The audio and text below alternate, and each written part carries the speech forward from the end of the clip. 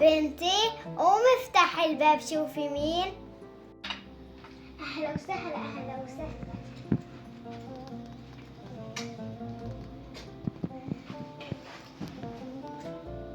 دلتني جارتنا ام محمد قال في عندكم بنات للخطبه.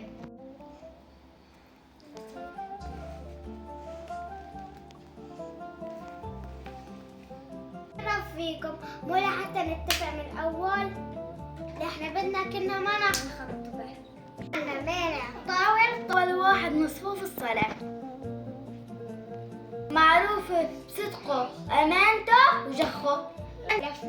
احنا بدنا 500 مقدم و500 مأخر. صارع مو حرامي.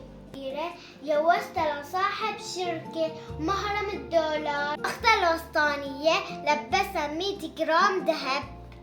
أيوة قلتي لي بس ابن حلال، إيش تركتي لغير عالم؟ لا يا أخي محمد منك طاول. ما غليت عليك طاول بس مليون بمليون. روحي يا محمد الله لا يوجه لك الخير على الدنيا، بدك تكتبي سوا مخلل.